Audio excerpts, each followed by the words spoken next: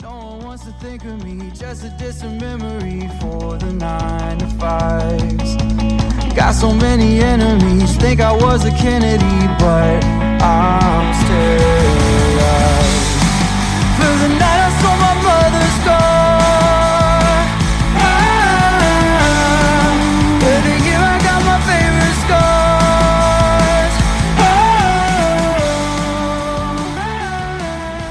Bienvenidos a todos y todas, soy David Gómez y esto es Embarrados, el podcast exclusivo sobre ciclocross de ciclismo de ayer y de hoy. Ya sabéis, un podcast que habla de ciclismo sin filtros.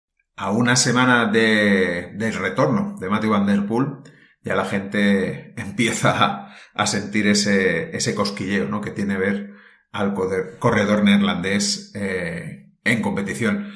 Y lo vamos a ver casi por la fortuna de una salvada. Supongo que la habéis visto porque ha corrido mucho en la imagen. Una salvada que tuvo bastante tremenda, ¿eh? Se podía haber pegado un porrazo importante. Y yo creo que si se hubiera pegado ese porrazo, quizás no lo veríamos en Namur. Esta semana hemos tenido solo también una carrera de la Copa del Mundo. Ha sido en Cerdeña, por fin se ha podido disputar. Y la verdad es que ha sido una carrera que ha quedado muy bien con un circuito, pues yo diría que, bueno, bastante chulo para lo que se preveía que fuera el del año pasado, que yo lo veía un poco más descarnado. Al final, en la carrera masculina ha sido muy entretenida porque hasta la última vuelta casi había, pues se podía decir que 11 corredores que podían ganar la carrera, aunque estaba claro que vuelta a vuelta se veían como 3 corredores que eran más fuertes. De ello hablaremos al final, de esa victoria de Michael Van Zorenhout, que rompe una racha de mes y medio sin ganar. Y en la carrera femenina no ha habido color, estando Lucinda Brand. La verdad es que estando ella y Sara Casasola, que extrañamente ha tenido una bajada del rendimiento a mitad de carrera, pues ha quedado la cosa un poco descafeinada. Así que hemos tenido una pelea muy bonita por la segunda y la tercera plaza y eso ha hecho que nos entretengamos un poco. Pero vaya, Lucinda Brand sigue con mano de hierro y a la espera de que venga Fem Valenpel si viene. Ceylin Alvarado, que tampoco ha podido estar bien y bueno, vamos a ver cómo pinta todo eso porque aún queda mucha competición y viene ahora lo más fuerte de la competición. Pues nada, más o menos todo explicado lo que vamos a contar en este Embarrados y empezamos como siempre con la actualidad. Nos subimos a las bicicletas, nos sacudimos un poco el barro y comenzamos. Deja que te recuerde que puedes apoyar el proyecto de ciclismo de ayer y de hoy de una forma más comprometida desde iVoox, dándole al bar en azul que encontrarás en la portada de este podcast y que dice apoyar. Haces clic y allí decides qué cantidad quieres aportar cada mes para apoyar al proyecto. Creo que es una de las mejores formas de agradecer e incentivar todas las horas de dedicación que es tras este podcast y la gran cantidad de contenido que se ofrece. Pero además tendrás acceso a los episodios exclusivos para fans, tanto nuevos como los históricos, y si lo deseas, una suscripción gratuita a mi newsletter en Subtrack, en la que también encontraréis contenido extra directo a tu correo electrónico. Para ello solo tienes que ponerte en contacto conmigo por correo ciclismoayeroy@gmail.com o por privado en Telegram, ya sabes, @ciclismoayeroy. Desde ya te doy las gracias por tu confianza.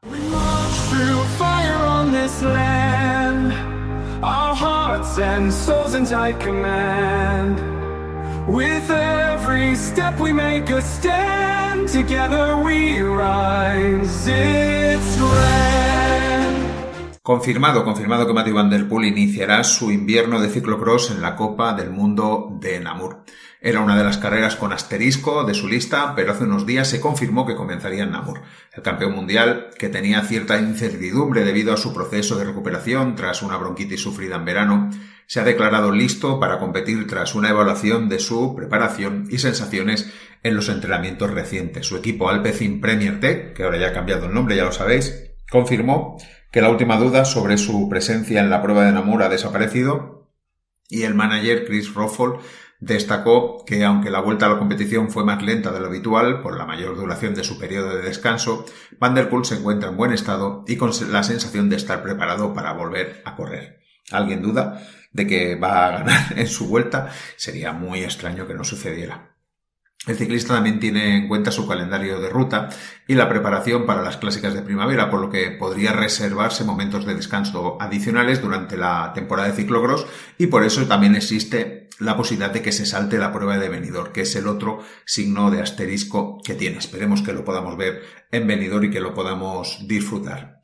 Una noticia de última hora es que Wout van Aert no pudo entrenar durante unos días debido a una enfermedad.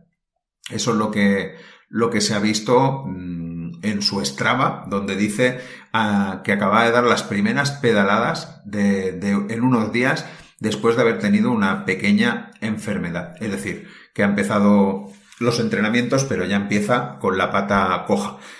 Cosas que le suelen pasar a Van Aert cuando está preparándose, y ya sabéis que en principio tendría que volver en Amberes, es decir, creo que es una semana después de Van der Poel, es decir, de aquí 2 semanas lo tendríamos que ver, pero claro, ya se ha visto perjudicada ese entrenamiento por este parón que ha tenido que hacer durante los entrenos. Bueno, esperemos que estas 2 semanas sean suficientes para que se pueda poner a punto y podamos ver como mínimo una bonita pelea en la arena de Amberes.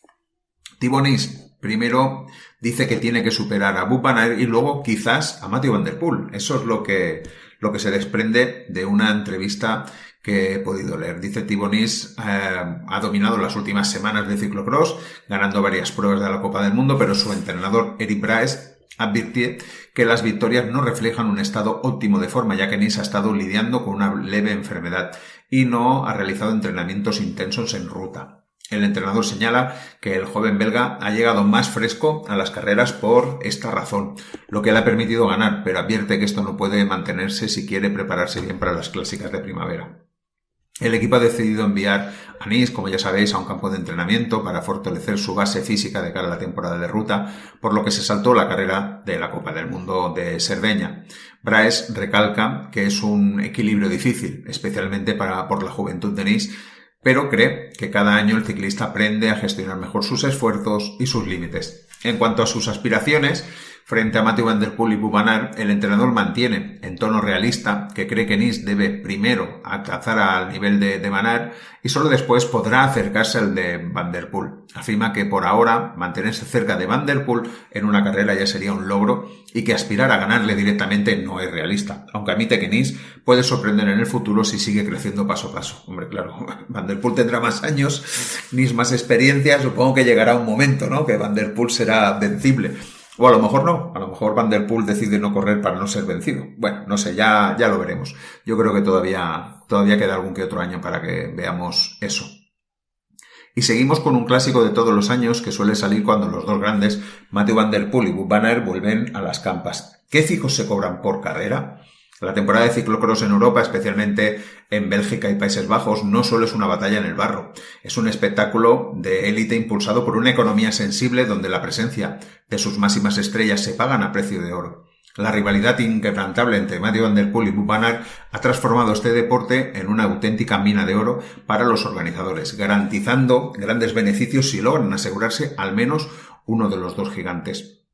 Este éxito financiero se traduce directamente en las tasas de salida o de fijos que se pagan a los corredores, a diferencia del ciclismo en carretera, donde estas tarifas son raras. En el ciclismo son un componente fundamental. Según fuentes de la prensa belga, las cifras que se manejan por la mera presencia de los corredores en la línea de salida son bastante astronómicas.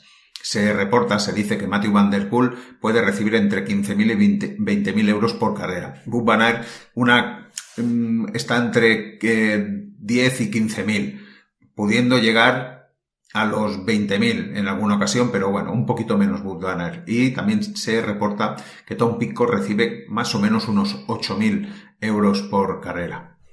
Este sistema de pagos fijos mantiene la disciplina en vilo y en un funcionamiento equilibrado, según cuentan, ya que la presencia de estas superestrellas atrae más espectadores y audiencia televisiva. Se ha observado que, como organizador, cualquiera que consiga a Van Aert o a Van der Poel en la salida puede contar automáticamente con mucha más gente. La gente paga directamente por ver a estas estrellas, ya que el ciclocross exige la compra de una entrada para disfrutar del espectáculo, con precios que van desde los 20 euros hasta los 100 euros por una entrada VIP. Y su asistencia, puede incrementar los ingresos en más de 6.000 espectadores. Es decir, que, fijaros, 6.000 por 20, Pues ahí lo tenéis, lo que son 120.000 euros. Quienes también gastan en bebidas y en snack, es decir, no solo ya en lo que es una entrada directa. Sin embargo, para los organizadores de ciertas carreras, como las de Trofeo X2O, Exact Cross o Super Prestige, que sí pagan fijos, el proceso de contratación con el dúo dinámico, dicen, ha alcanzado un punto de no retorno, donde el poder del mercado de los ciclistas es total. Eric Verbeeken, ex campeón mundial y ahora también trabajador de la agencia organizadora Golazo, reveló que las cuotas de salida de Van Aert y Van der Poel llevan años fijas. De hecho, ya ni siquiera se discuten, ha dicho. El artículo sugiere que las negociaciones han desaparecido por completo, convirtiéndose en un mero trámite. Los corredores simplemente informan en qué carreras quieres competir y la agencia se limita a tomar nota. Verbeeken describe estas transacciones como negociaciones fáciles y el dinero no importa, en el sentido de que no hay oferta especial ni presiones. La cifra es un hecho consumado que los organizadores aceptan de buen grado solo por tener a los corredores allí. Este escenario enfatiza que al final los organizadores pagan y están contentos de tenerlo en las carreras, porque su presencia garantiza la rentabilidad del evento. Curiosamente, existe una excepción reglamentaria, supongo que la sabéis, y es que en las pruebas de la Copa del Mundo la UCI no paga fijos a los ciclistas, a cambio de ofrecer premios metálicos mucho más altos para compensar. No obstante, circulan rumores, siempre han circulado rumores, de que Mathieu Van der Poel ha recibido dinero extra por parte de los organizadores de la Copa del Mundo, a pesar de la prohibición de la UCI. En contraste con estas élites, otros corredores, incluso como Eli Iserbyt, que este año no lo puede hacer, pero fijaros, más o menos tiene un fijo de 6.000 euros. Ahora contar eso por 40 carreras más o menos que hace y sabéis el dinero que está dejando de ganar Eli Iserbyt con su baja. Dice que luego hay otros que están situados en los 1.000 euros y, por descontado, corredores que cobran menos de 1.000 euros. Esto es un poco lo que se revela, ¿no?, de ese artículo. Y no creo que diste mucho de lo que hablamos la temporada pasada, porque como ha dicho Eric Verbeeken, los fijos de salida están, sin movimientos y eso es lo que cobra. Entre 15 y 20.000 cobraría Van der Poel y entre 12, 15 más o menos llegaría Van Aert. Más cosas. El bajo nivel de Pim Rohan tiene una explicación. Pim Rohan ha tenido una temporada de ciclocross irregular, como sabéis, desapareciendo del grupo de corredores que estaban luchando por la victoria tras un inicio bastante prometedor en carreras como la Nash Wonder o el europeo de Middelbrecker. El motivo de sus malos resultados es un problema en la espalda. Su pelvis está ligeramente desviada, lo que provoca rigidez en la zona lumbar y afecta su rendimiento. El equipo Blas-Williams ha confirmado que el problema ya fue atendido y que Rohan ha comenzado ejercicios de fortalecimiento, aunque aún no se reflejan en los resultados. El ciclista sigue en buenas condiciones físicas, pero la lesión ha afectado también su estado mental, especialmente porque ya ha sufrido problemas similares el año pasado tras su enfermedad de Lyme y una nueva recaída en la espalda durante las navidades pasadas. El plan del equipo es que Rohan se recupere plenamente durante los campamentos de entreno que están haciendo también en Cerdeña, que están aprovechando para hacerlo, junto a su compañero David Haverdins, para estar listo en la segunda parte de la temporada. Y la verdad, tenemos que decir que la carrera de Cerdeña ha sido mucho mejor que todas las últimas carreras que ha hecho. Y por eso, seguramente, el cabreo monumental que ha cogido cuando ha tenido ese problema en la cala. Creo que ha sido un problema en la cala que le ha hecho perder, estaba luchando por la cuarta plaza. La verdad es que es una lástima.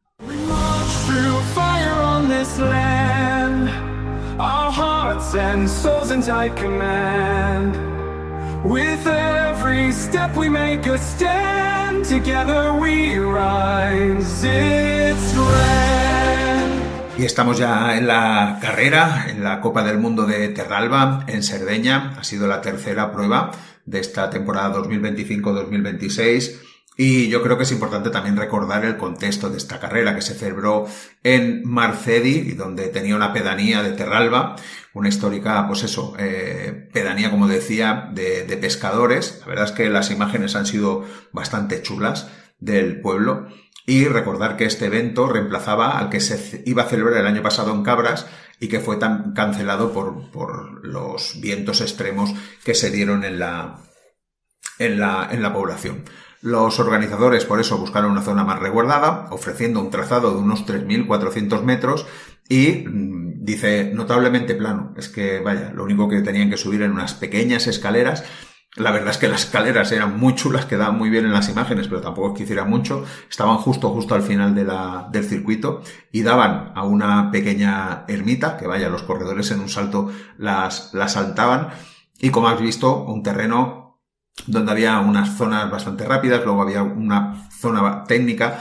Curiosamente, la zona técnica estaba en la parte encharcada, y cuando digo encharcada, yo no sé, estaba mirando imágenes de no sé si estaba cerca del mar, si eso se había encharcado por culpa del mar. Sabéis que pueden ser tierras que tengan humedad debajo y que eso aflore y que haga salir agua, porque la verdad es que parecía que habían echado ahí un par de camiones de agua, a no ser que luego nos lo expliquen, que llegaron con camiones con cubas de agua y echaron, porque era un poco raro. Además, la previsión de lluvia, que os lo conté en la previa de Shastak, aprovecho para hacer publicidad, ya sabéis que todas las previas de las carreras las estoy publicando en Shastak, y os la envío directamente a vuestro correo para que tengáis toda la información, y si queréis os podéis suscribir, simplemente tenéis el enlace en las notas de este episodio.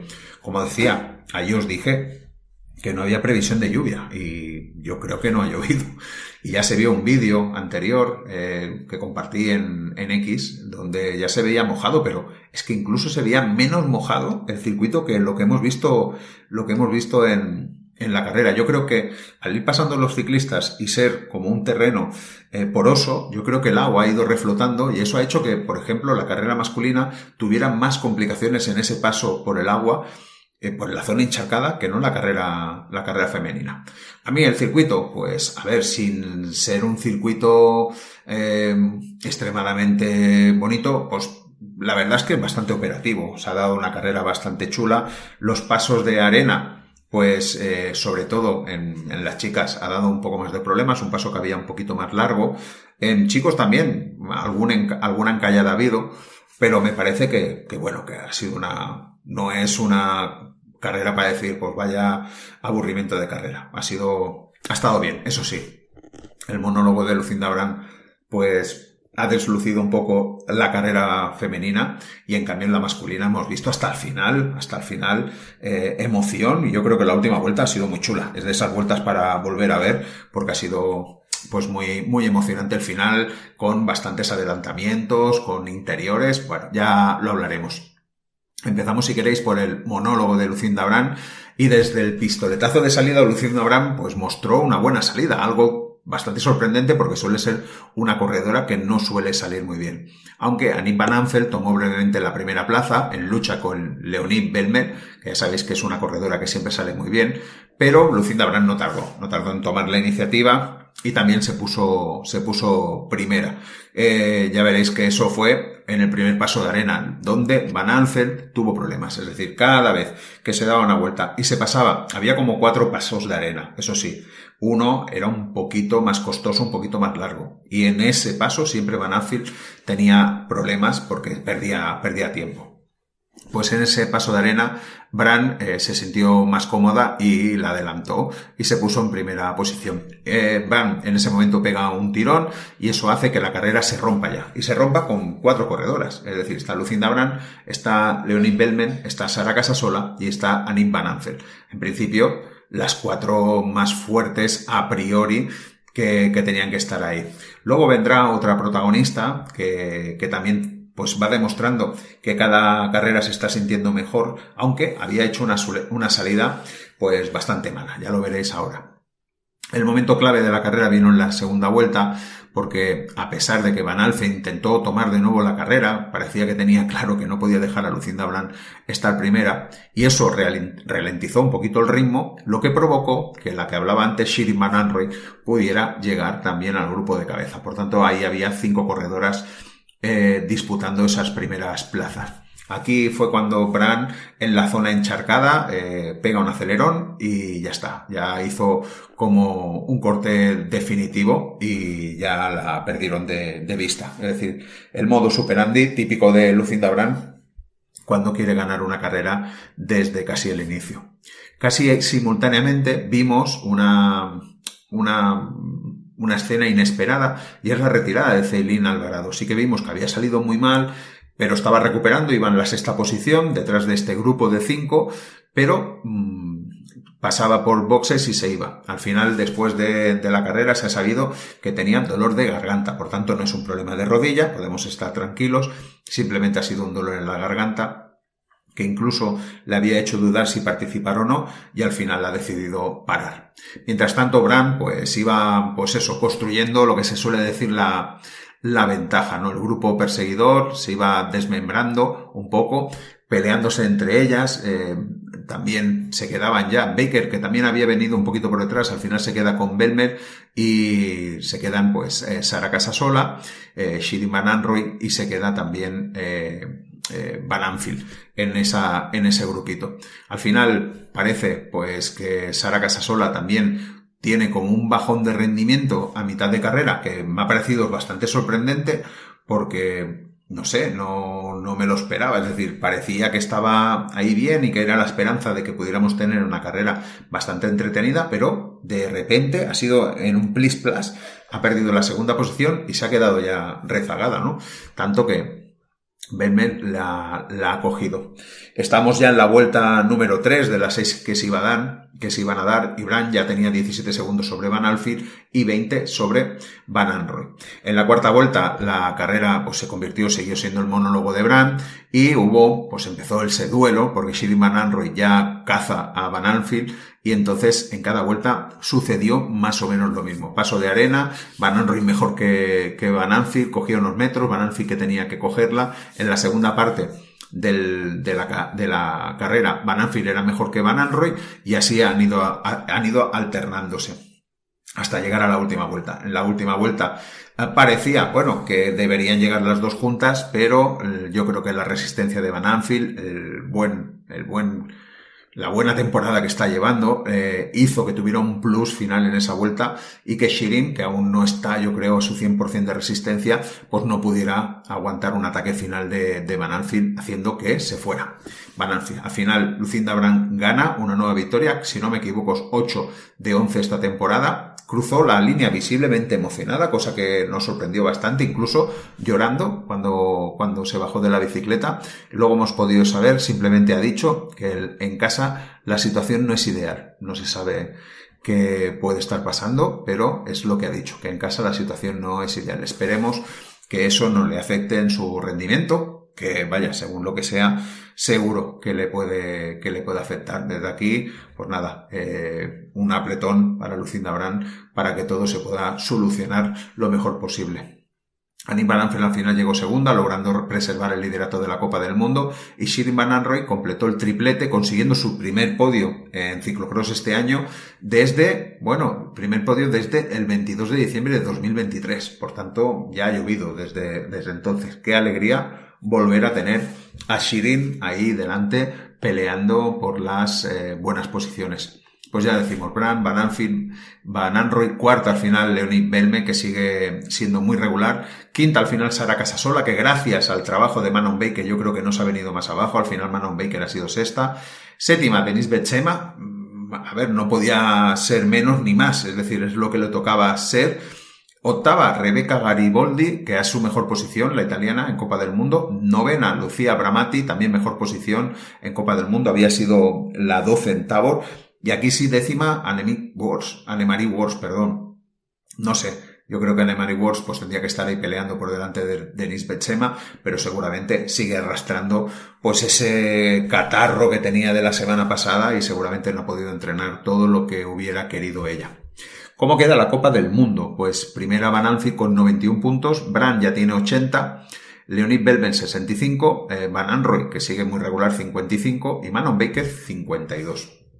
Nos vamos a la carrera de los hombres y el titular es batalla hasta el final. La salida fue muy rápida con Joris Nieuwenhuis tomando la iniciativa. Nieuwenhuis mostró agresividad desde el primer momento, presionando en la zona de arena, aunque inicialmente solo logró un pequeño hueco que Nils van de Poel le cerró rápidamente. Al final de la primera vuelta un grupo de 10 corredores pasaban juntos, reflejando la igualdad inicial. En la vuelta 2 se formó un grupo de cabeza con Joris, Michael Van Zorenhout, Laren Sweeck y Tom van der Bosch. Ya se veía ahí, menos Tom van der Bosch, que los otros tres eran los más fuertes de la carrera. Sorprendía, ¿no?, lo de Tom van der Bos, pero acordaros que Tom van der Bos suele estar siempre al principio de las carreras en buena posición. Al final también se unió Joran Viseur y otros corredores, es decir, que era eso de estirarse y recomponerse. Y habían pasado 11 minutos de carrera, donde Joris siempre había sido primero, hasta que Michael Van Zorenhout se pone primero. El ritmo de Van Zorenhout en la vuelta 3 no fue lo suficientemente rápido para romper el grupo y ahí ya se juntan 12 corredores. Hay 12 corredores en nada, en pocos segundos, todos unidos en una cadena. Niemenhaus aprovecha la arena de nuevo para ponerse en cabeza y abrir un pequeño hueco, de nuevo con Van Zorenhout y Sweeck, que se pone a perseguir. La dinámica dominante de la carrera fue una constante, reagrupación, a pesar de que Van Zorenhout y Niemenhaus parecían los más fuertes en Terralba. Pues ninguno logró con su fuerza hacer un hueco. La verdad es que costaba muchísimo poder hacer un hueco en esta carrera. En la vuelta 4, Niemenhaus se atascó brevemente en la arena, cosa bastante extraña, pero bueno, algún fallo puede tener el hombre, permitiendo a Van Zorenhout tomar la delantera, pero el grupo de 11 corredores se mantenía unido en la meta. En la vuelta 5, teníamos a Pim Rohan, que se sintió bien, intentó una de sus escapadas características, formando un pequeño grupo, Pim Rohan, Joris y Van Zorenhout. Sin embargo, Laurenczek y otros corredores siempre lograban cerrar el juego repitiendo una jugada una y otra vez. Pero como mínimo ya teníamos ahí a Pim Rohan de nuevo, intentando estar en las posiciones delante. En la vuelta 6 pasan 8 corredores más o menos agrupados, los otros 3 estaban ahí no muy lejos, por tanto se puede decir que habían 11. En la vuelta 7, Laurens Sweeck intenta probar suerte en las calles de Terralba. Siempre que se pasaba por meta había un callejeo por las calles y ahí se cogía mucha velocidad, y aquí ha sido donde Laurens Sweeck ha intentado pegar un achuchón, pero el ritmo tampoco ha sido suficiente para romper la carrera. Niemenhaus y Van Zorenhout se alternaban en la cabeza en las zonas técnicas de la costa y en las zonas encharcadas, es decir, había como que Niemenhaus parecía como más fuerte en la zona de costa, en las zonas encharcadas parecía que era Van Zorenhout, incluso alguna vez alternaban esas posiciones. Al inicio de la vuelta 8 el grupo se estiró con Van Zorenhout en cabeza, pero la tensión seguía siendo máxima. La victoria se decidiría en la última vuelta, con 10 corredores, porque uno de ellos perdió esa posibilidad, porque es Joran Viseur, que vimos cómo se enganchaba con la valla y pegaba una buena voltereta. La verdad es que mala suerte ahora ya para Joran Viseur, que parecía que venía ya recuperando de esas malas carreras que había tenido últimamente. Y llegamos a la vuelta 9, que fue la vuelta decisiva, vamos a decir que un poco también de infarto, y donde los pequeños detalles al final hicieron que se decantaran por un corredor o otro. Van Zorenhout lanzó un tirón inicial, abriendo un pequeño hueco con Sweeck y Joris.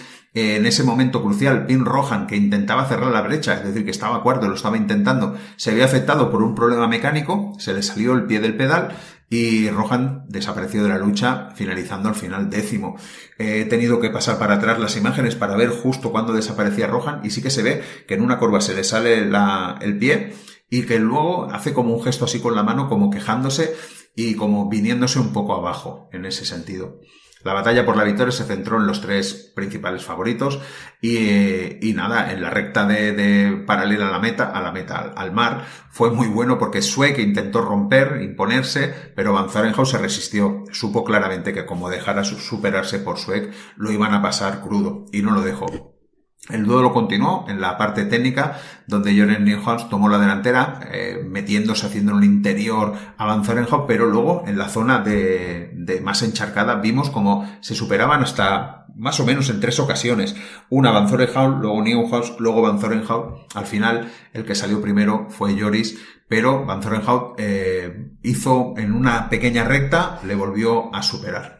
Finalmente Van Zorenhout consiguió los metros de ventaja necesarios en las calles de Terralba, asegurándose la victoria. Por tanto, victoria para Michael Van Zorenhout, que se alzó con el triunfo, 4ª victoria del año, llevaba 8 carreras sin ganar, más o menos mes y medio. Esta victoria, dice, significa mucho para mí, ya que me permite superar un periodo difícil en forma física, marcando por unos resultados discretos en noviembre. La verdad es que sí. Y Van Zorenhout reconoció que se sintió fuerte y que el entrenamiento en España le había dado sus frutos, pero admitió que fue complicado abrir hueco. Sobre la acción decisiva comentó: en la última vuelta tuve la suerte de poder adelantar por el interior. El podio, al final, hubo ahí muy reñido. Yo pensaba que Laurens Sweeck podía superar a Joris, pero no. Joris al final segundo, Laurens Sweeck tercero. Cuarto, Ryan Kamp, mejor puesto en Copa del Mundo. La verdad es que ha entrado muy contento a la meta.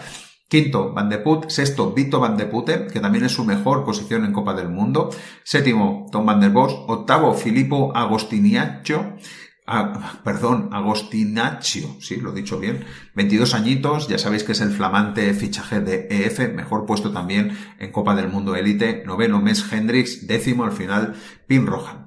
¿Cómo queda la Copa del Mundo? Con Tibones con 80 puntos, que ya sabéis que se saltó esta carrera. Segundo, Laurens Sweeck con 76. Tercero, Joris con 75. Cuarto, Van Zorenhout con 68.